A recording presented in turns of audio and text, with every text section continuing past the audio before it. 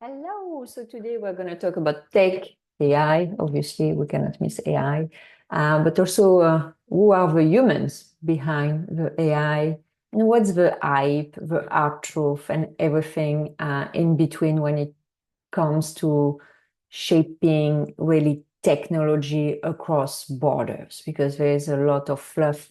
So, and thank you. Welcome to the podcast. My name is Peggy van der Plage. So, a couple of weeks ago, I attended a great panel that was organized by La French Tech Toronto, here in Toronto, obviously, and another organization called AAGEF Toronto, which is l'Association for Grandes Écoles Françaises. Anyway, so if you don't speak French, it's basically an association for French schools, so people who did these schools meet in Toronto, and also CDL Paris. So basically, it was very interesting because you had a mix of founders, obviously, always investors being there, people who work in tech, people who are in education as well.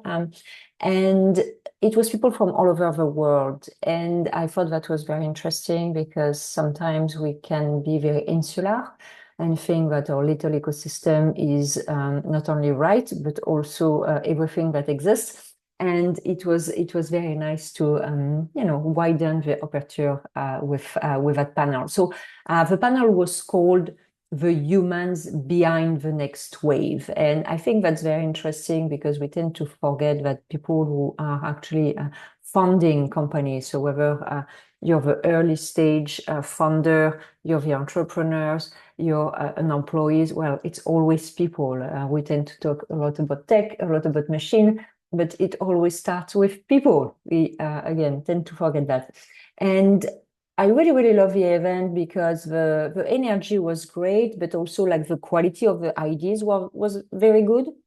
I've been in tech for quite some time, and always listening to the same blah blah sometimes can be quite frustrating, and again an echo chamber. And I really think that panel actually was quite interesting, different perspective. And the person who was moderating the panel did a very good job. Obviously, the questions are not great.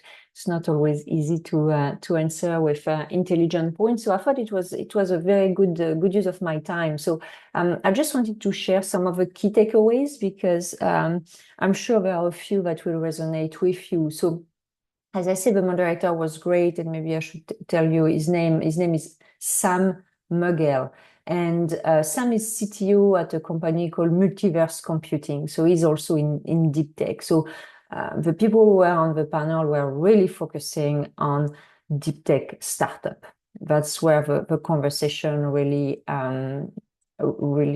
focused on. So some of the truth. The first one, which I really liked from one of the CEO on the panel, was startups are pain. And so the gentleman who was mentioning that, his name is Eko Bernehead, and he's the founder and CEO of a company called Alteva, based in Germany, actually.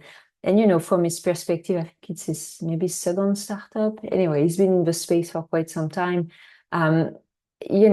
What he was saying, which I really appreciated, was the cycles are very long, especially in deep tech, and the uncertainty is very high.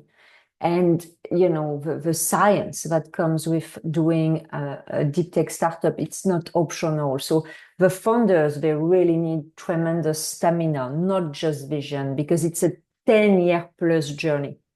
And that's something when you start, you need to know that, okay, you're on there for the long haul, 10, 12 years. And his perspective, which I agree with it, but I mean, that's probably the glass half full, is, okay, if the company doesn't make it, the founder still, come out, better, sharper, more valuable, that's not failure, it's education. We've heard that a lot in the last like 15, 20 years with Silicon Valley, that, oh, nothing is failure. I'm not sure I always agree with that, especially as an investor. For me, a failure is my money going to zero. So I'm very happy if people have some learning out of that. and can fail forward. I look at it a bit differently. I understand that, in the grand scheme of things, nothing is ever useless.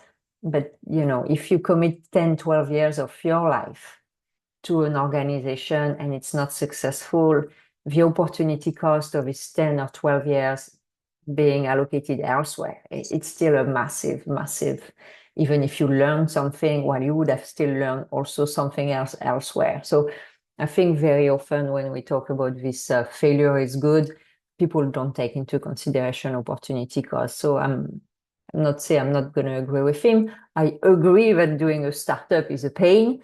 And I'm not sure if I agree that failing is good because you're learning. Well, I think you can be successful and learn as well, but that's another story. The second tidbit that I really enjoy as well was about AI and this idea that, okay, AI is not a thing, like we keep hearing AI here, AI there, and AI companies are kind of lumped together. But I mean, that's intellectually lazy. An infrastructure play versus productized model versus vertical specific solution. All of that, they're really worlds apart. So just putting them in the bag of AI is inaccurate. Yes, they're using AI, but I mean, like we're all using internet, and they're not necessarily internet companies. You know what I mean? At some point, it's above and beyond. So the founders and the investor, they really need to ask, what is our actual moat?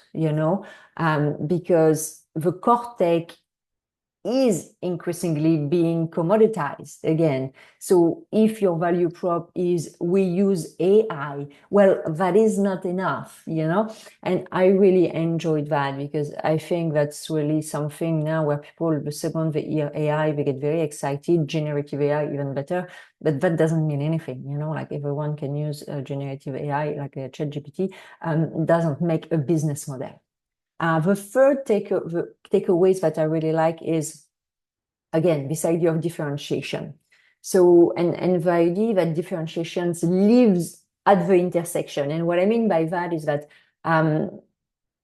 what was, I think, very obvious in the panel and for the panelists is that some of the most exciting innovations are happening where conceptual capabilities like generative AI meet the material world. So think biotech, think manufacturing, think neural interfaces. And that's where the breakthrough really compound when you have hardware colliding with software, colliding with science. So it's really about thinking systemically versus really piecemeal and really thinking about this intersection. So that I thought was very, very valuable as a tidbit. Then we spoke because CDL, the Creative Destruction Lab, was one of the kind of organizer, sponsor, participant of the panel. So we spoke about, these accelerators and all this structure that an entrepreneur can be part of, like the incubators and all that ecosystem. And they made a very good point, which I really appreciated because I noticed that in the past, is that networks, this type of networks really matter. But you have, as an entrepreneur, you have to choose wisely. Because yes, okay, if you want to have a global growth with your company, well, you're going to need a global network, that's for sure.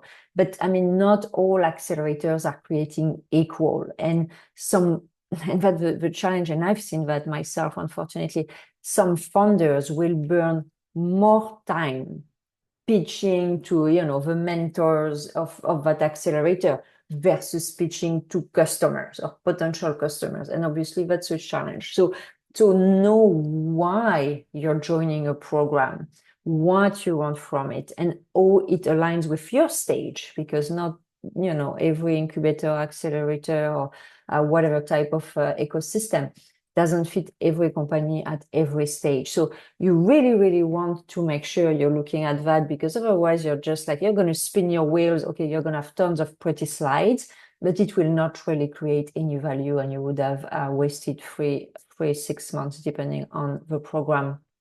So one other thing that's interesting is really this idea that if you're building a deep tech startup, that's really what we're talking about, deep tech, you're already playing on the global stage, whether you realize it or not.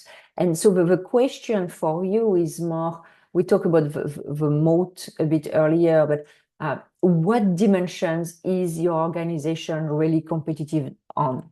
Are you amazing at fundraising? Can you have like tons of money easily coming to you? Do you have an amazing culture? A culture of execution where really you're going with it. Do you have an ability to magnetize great talent? So what is really your special sauce? Because without that special sauce, without that focus, you're just building a generally good startup, like, okay, it's good. But in this market, something that is generally good is not good enough anymore. You really need to have something where you're top notch. And that's really something that was, emphasis during the panel.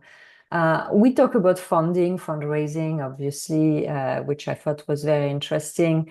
There is obviously way more pushback now with this idea that, funding equals success or fundraising equals success. We all hear about the monster rounds in Silicon Valley, but, few people talk about how expensive it is to operate anything out of Silicon Valley. So, like a 10 million round in Paris or Toronto can go a lot further than 25 million in San Francisco. So that's also something to keep in mind. And, capital is really a tool. It's not a trophy, and that's sometimes difficult to keep, your head cool when, a lot of numbers are thrown away and people are, celebrated for raising a lot of money. And I spoke about fundraising in the past and how it could be dangerous actually for entrepreneur and startup to raise too much too early. So one of the last question was about where is the future going?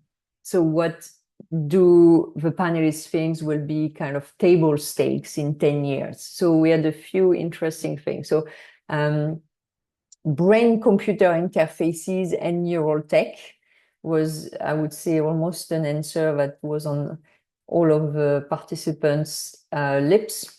AI integrated into physical systems, not just apps or chatbots. Hyper-personalization, think healthcare, think nutrition, think wellness. And then someone, Sam, actually, if I remember correctly, thought that it's really about we're going to have advertising embedded into every digital and physical experience. And I think WhatsApp is starting to be monetized as well. So we're going to probably see more of that very soon. So what was very interesting with that panel, it was really this eureka moment, I guess, of this idea that we're really entering a decade where the boundaries between biology, software, hardware will blur more and more, and the brain-computer interfaces and the neural tech. So when you understand how to orchestrate across these disciplines, when you can collaborate, deeply, and scale wisely, that will really be like this next wave of startup success. So, I think it was a great reminder, as I said, to think that cross-border innovation is kind of messy, it's non-linear, and it's profoundly human, like we're still obviously behind everything. And I really like the conversations because they were quite honest about, the friction, the complexity, the pain, because that's the reality. So very, very interesting panel. I hope you're enjoying the tidbits and the takeaways. You can also read my newsletters because everything is stated as well in bullet point form. So that's maybe practical for you to read. And you can also get more of this type of videos where I give my feedback on events I attend. And so you can leverage my eyes and my ears and get in a few minutes 2 or 3 hours worth of panels and discussions. So thank you again for being here. Again, my name is Peggy van der Plas. Thank you for being here, and don't hesitate to ask me any questions, reach out, and talk to you soon. Bye-bye.